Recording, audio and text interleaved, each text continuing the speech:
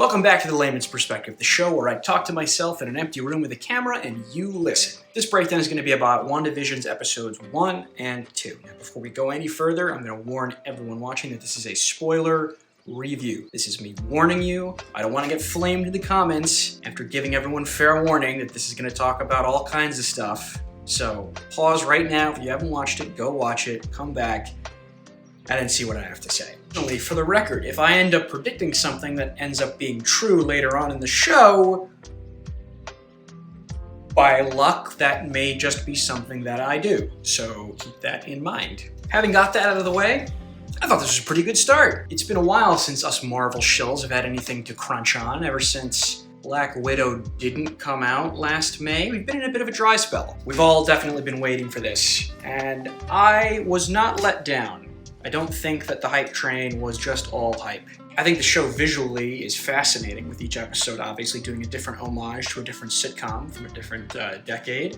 I think that the acting so far is great. Paul Bettany and Elizabeth Olsen have fantastic chemistry. Paul Bettany in particular is making me laugh a lot more than I thought he would. You know, I've always thought he's a good actor, but I was surprised with his comedic chops that he offered. We're only 2 episodes in, half-hour apiece, and we've already got a whole bunch of plot threads and mystery boxes and all kinds of juicy stuff to keep us curious and keep people like me making videos. So without further ado, let's jump right in and talk about everything we can talk about. We're gonna start with episode 1. The credits start, and right off the bat, we have our first distinction from past Marvel television shows. We get the classic movie Marvel credits crawl. This is not a Netflix or an ABC Marvel show off to the side, barely acknowledging the main universe canon. We should treat these, for all intents and purposes, like their own little movie events, with real tie-ins to the greater workings of the MCU and real consequences. As the logo fades from Technicolor to black and white, the aspect ratio shrinks to 4:3 to match the standard television aspect ratio. And we get our first look at Wanda and Vision. The first thing I noticed was as soon as they buy that house, if you pause it, that area code on the housing listing is a New Jersey area code. I unfortunately know that because I am a New Jersey native. Now, I might just be grasping at straws, but there's only one other time I can think of where New Jersey was important in the MCU, and that is Camp Lehigh, aka the base where Captain America got his original military training.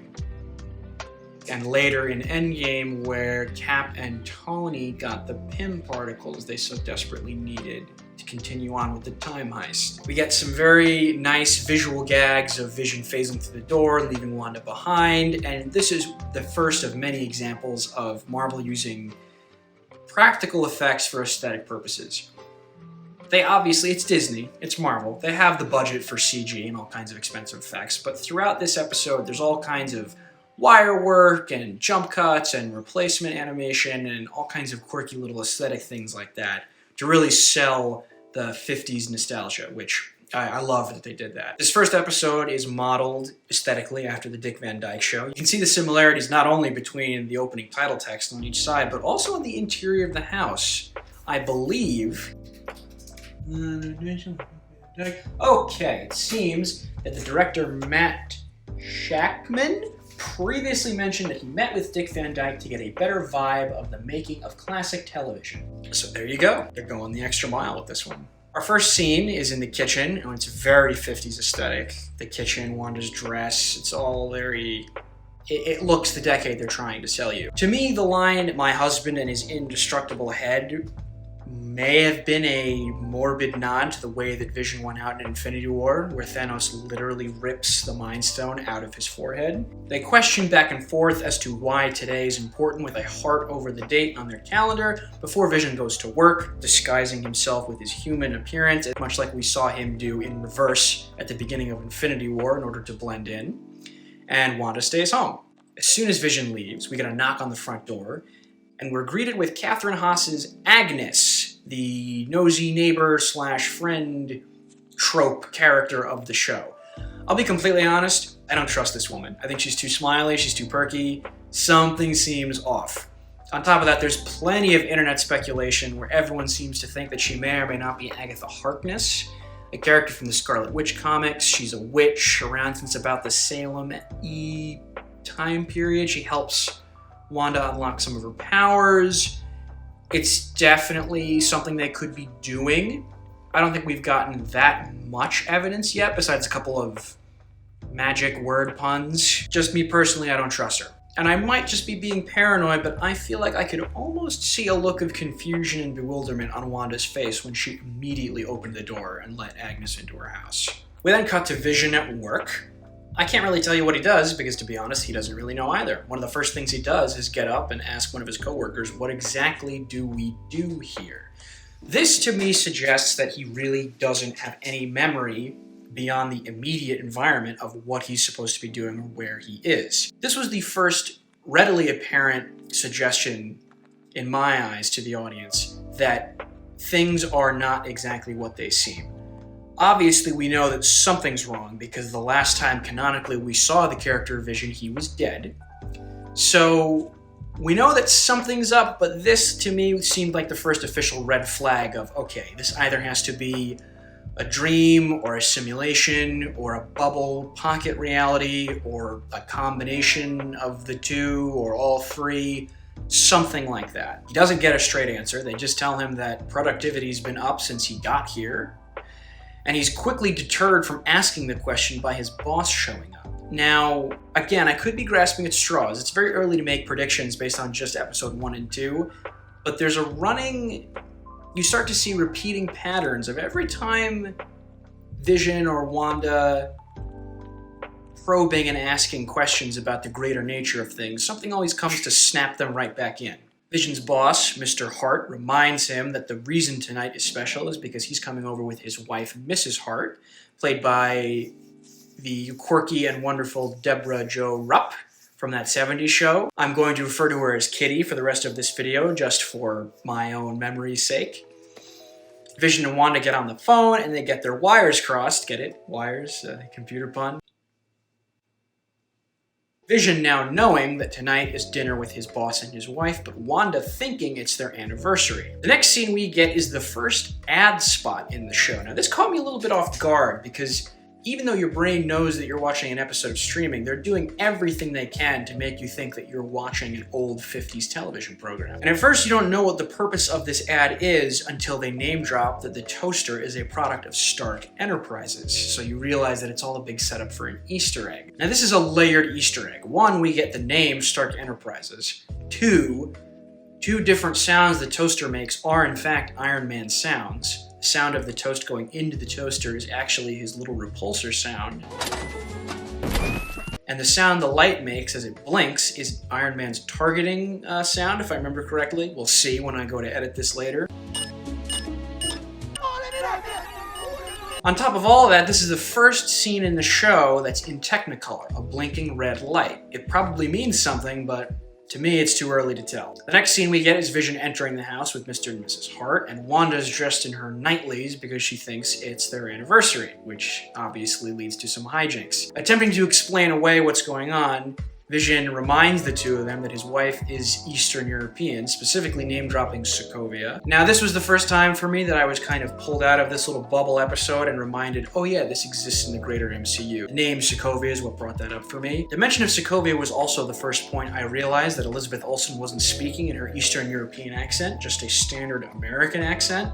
I don't know why that didn't clue me off before, but it took me that long to realize it. They both go into the kitchen. Wanda changes in a nice jump cut to her dress in the manner that I expressed before, and Vision goes to stall while Wanda makes an emergency dinner. Agnes conveniently shows up with a bunch of food and recipes and answers on what to do, while Vision keeps Mr. and Mrs. Hart occupied in the living room with a variety of questions and jokes and yakety-yak and ukulele and all kinds of fun stuff. We eventually get to the point where just as Mr. Hart is getting a little bit peeved off, they sit down for dinner, and we get what is, in my opinion, the most shockingly disturbing part of the episode. Thus far, the show has given you a great nostalgic 50s trip, and it's done a great job of keeping you feeling cozy and safe and oblivious, for lack of a better word, that anything wrong is going on. That all changes with this scene,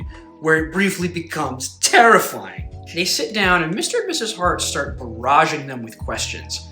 Agnes did something similar to Wanda at the very beginning of the episode, asking her all kinds of, what are you doing here? What's your story? Where'd you come from? She's not as aggressive with it, but Mr. and Mrs. Hart really lay into it, especially Mr. Hart. As he starts to get flustered to the point where he almost seems angry, he starts choking. Mrs. Hart starts waving this off, thinking that he's joking, and when it becomes apparent to us, the audience, that he actually is choking, the scene becomes very unsettling. The camera pushes in on all three of their faces. Wanda and Vision look horrified at what's going on.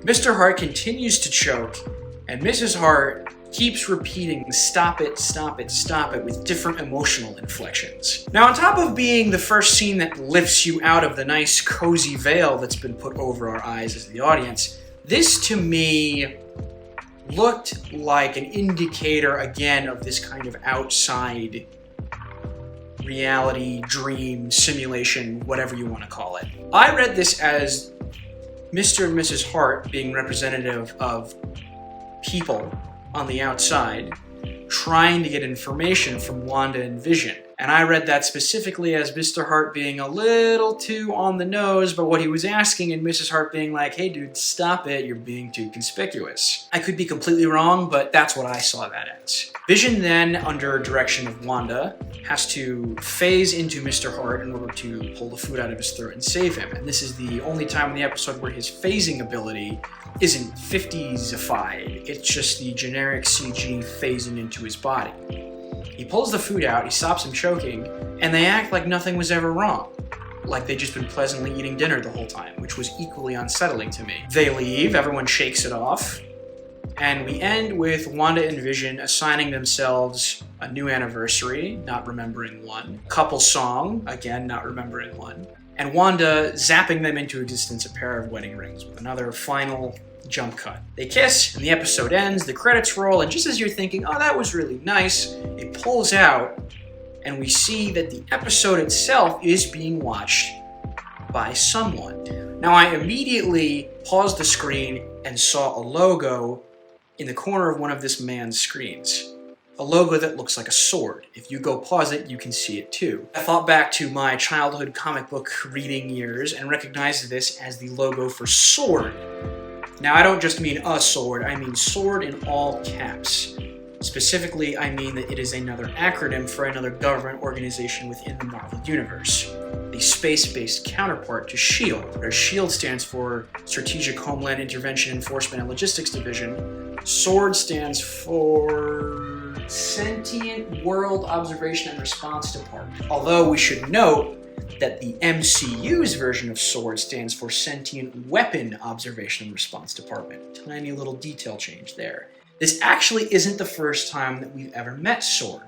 If you remember, after it's revealed to us in Spider-Man Far From Home that Talos was Nick Fury the entire runtime of the movie, we see him wake up in an end credits scene, the real Nick Fury, in a space station. That's actually the SWORD space station. They have a really badass version of the ISS orbiting around Earth, dealing with cosmic, otherworldly threats. Now, it's too early to say whether or not SWORD is the protagonist or the antagonist. Are they doing this to Wanda? Are they a neutral Switzerland observer of what's going on? It's too early to say. But now we definitely know for sure that they have a role to play in this episode. The rest of the credits seem, for lack of a better word, Matrix-y, with some very abstract designations of pixels forming different shapes, which, if I'm to look at that literally, might lend some credence a tiny bit to simulation over dream and pocket reality, and then the episode ends. Moving right on to episode 2. The episode starts with the two of them in bed. Wanda waking up after hearing a strange noise outside the house, repeatedly flicking the lamp on and off with her powers. Now, it's a little cute to note that they are sleeping in separate beds, which was a common trope at the time back then, because we can't have two people sleeping in the same bed on live television. That would be scandalous. They get up after having a back and forth, and they discover that it's just a tree branch on the outside of the window. They climb back into bed. Wanda merges the beds into one, and they pull the blanket over themselves to have the maritals, which will come back into play later. Sort of. We're then treated to the opening for this episode, which is modeled after Bewitched. This is a cartoon from the early 60s. If you don't know what Bewitched is, which I don't really blame you, to be honest, I don't really know why I know what it is, me being a 22-year-old, that's okay. There are several other things after the credits roll that should have tipped you off that we were moving decade by decade forward. For one thing, once we see the living room, the entire interior of the house has now changed. Wanda's also wearing pants, and the lingo that they use in that first scene is all very 60s, for lack of a better word. They're practicing a magic act that they're going to be doing later in the show, and the thing that stuck out to me right off the bat was the curious symbol on the front of their disappearing closet. To me, that looked like some abstract representation of the Mind Stone. The energy around it could just be energy emanating off of the Mind Stone. It could be the Mind Stone exploding, like in the end of Infinity War. It could be the Mind Stone coming back together, also like in the end of Infinity War. Again, too early to tell, but that's what it looked like to me. Vision goes off to go talk to the neighborhood watch after the whole tree branch incident from last night, and Wanda prepares to go meet with a woman in the neighborhood named Dottie. Couple things here. I think it's fitting that Vision wants to go join the neighborhood watch, him being an Avenger, a superhero who wants to protect and help people. I also definitely drew a correlation between the environment in the show growing in complexity and the simulation/dream/pocket universe growing in believability. You know, we're seeing more areas outside of the house in this episode. We're meeting more characters outside of this episode. It's becoming a little bit more believable, and I say quotes because there's several aspects of this episode that are not normal. Wanda goes outside to wait for Agnes, and we're treated to her second Technicolor shot of the show, which Wanda herself is drawn to. It's a tiny toy helicopter with the same sword logo that was on the monitor at the end of the first episode. What does this mean? Well, a couple of things. Now that this is our second Technicolor shot, you could draw the connection that the first shot and the second shot both used the color red. The third shot later in this episode, Dottie's blood, is also red. That could mean a couple of things, and I think we'll get more answers as we go. It could just mean red for danger. It could mean red because that's Wanda's signature energy color. Don't have enough details to speculate on that one yet. As to the helicopter specifically, I think it means two things. If we're going off of the basis that this is a pocket universe, I think that it's in a physical place. Whether someone is doing this to Wanda or Wanda is doing this to herself, I think she's transmuted an actual physical space/town and is affecting the people and the things around her. I think that very well could have been a real surveillance helicopter that flew too close to her little bubble and just got turned into a toy helicopter, either by the antagonist's powers or by Wanda's powers herself. We don't have enough time to dwell on this though, because similarly to Vision's co-worker distracting him, asking, "What do we do here?" Agnes immediately shows up and steals Wanda's attention away from the helicopter. She takes her to the backyard of a housewife in the neighborhood named Dottie. Along the way, we get her telling Wanda how important Dottie is to the function of things. One of them being education, as in schools, as in to send kids. Now, obviously, if you've seen the episode, you know the phrase "for the children" is on the nose throughout the entire later chunk of this episode. But it's not the first time that children's subliminal messaging has been brought up. Agnes asks her about kids when she first comes into their house in the first episode. Mr. and Mrs. Hart press them about children in much the same way when they're having dinner. Agnes, now in this specific scene, reminds her how important school is. We get "for the children" a billion times throughout the rest of the episode. And later, at the end of the episode, I'm jumping the gun a little bit, but if you're here, you know, Wanda ends up pregnant. To me, this seems that something is subliminally willing her to have children with Vision, either the antagonist or her own subconscious. Why?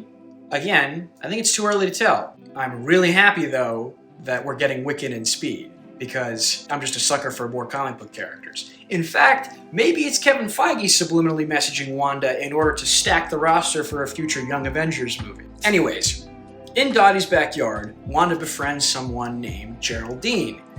Now, this is not speculation. We were flat out told this in a tweet that that woman is Monica Rambeau, the now adult daughter of Maria Rambeau, Carol Danvers' Air Force pilot friend from Captain Marvel. We actually meet her as a girl in that movie, her being the one who inspires Captain Marvel to use the color palette that she uses in her suit. But that's all we've been told. We've just been told that that is who she is. We don't know why she's there. Is she working for SWORD? Is she working for S.H.I.E.L.D.? Is she working for some other entity? How is she implicated in this? We don't know. We just know that that's her identity. From there, we cut to Vision going into the town library, wishing to join the Neighborhood Watch. We see a couple of characters that we've already met before and a couple of new ones, and although they seem uneasy about letting Vision in at first, they come to welcome him into the group, and they're all cracking jokes and having fun. The pivotal crux of the scene being when Vision accidentally swallows a stick of gum, and it literally, via an animation we're shown, gums up his inner workings. That's a pun that's made later in the episode, but I don't have as much self-control as the writers did. I find this scene interesting because it's the first time in the MCU we've seen Vision eat. We've been told several times in different movies and in both of these episodes that it would be counterintuitive for him as a machine to eat, but we've never actually seen what happens when he does. And I'm interested if going forward this was just a gag for the episode in order to give him the equivalent of being drunk, or if eating food actually disturbs his inner mechanical workings. Side note, the drunk acting that Paul Bettany gives us later in this episode, I thought it was hysterical. I said before, I was very pleasantly surprised how much he was able to make me laugh through both of these episodes,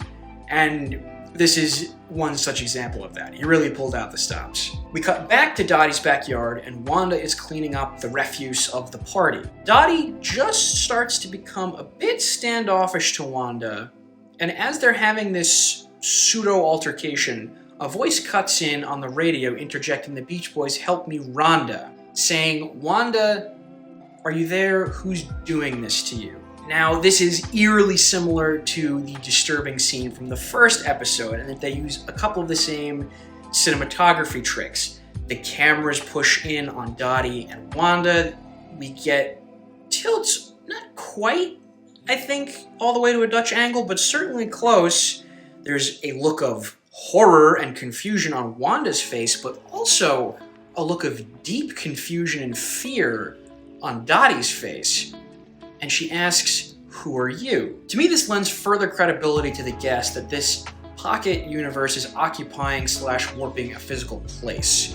Perhaps Dottie and all the other characters we've seen so far are real people who are being twisted into behaving in the roles that they are, either by some unseen antagonist or Wanda herself.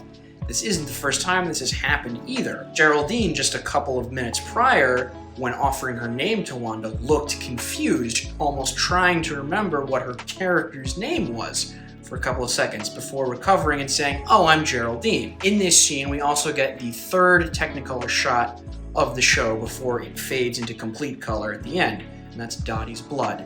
Again, as I said before, I think it's too early to speculate on whether or not the color red has significance. We'll just have to wait and see. The radio cuts off. Wanda goes to help Dottie, and Dottie immediately snaps back into character, saying, "Wanda, do you know what's the best way to get blood out of a dress?" Wanda actually doesn't snap back in so easily, though. She seems visibly shaken and carries that worry and confusion into her next scene with Vision. Before that, though, we get our second ad, similar to the first ad in the first episode. However, this is an ad for a watch. A Strucker watch. We zoom in on the watch face, and not only does it say Strucker, but we also see the little Hydra logo embossed inside the face. For those of you who don't remember, Strucker is the scientist from Age of Ultron with the monocle who gave Wanda and Pietro their powers originally. Again, what this means, I don't know. Is this a nod or a hint that Hydra is the one doing this to Wanda? Is this just a throwaway Easter egg that they know Marvel fans will get? Again, I think it's too early to tell. It definitely could mean something, but what exactly, I don't know. Our next scene is the actual magic show. Wanda pacing back, nervously back and forth, and Geraldine being the stage manager. Vision showed up, still screwed up from the gum inside of his system, and it leads to the AI version of being drunk. I don't know how that logic tracks, but I'm also not upset by it because his acting in this scene is hilarious. Maybe I just laugh at stuff too easily, but he got me to laugh out loud more than once in this scene. As I said before, Wanda carries her confusion from the previous radio incident into this scene, wanting to tell Vision what happened. However, he's unreceptive to it because he's all verklempt and screwed up by the gum. They then have to go out and do their magic show, but differently. Vision revealing too much of his powers because he's drunk, and Wanda compensating by conjuring up illusions to make it seem like, oh, they're using wires, oh, they're using mirrors, oh, it's all fake.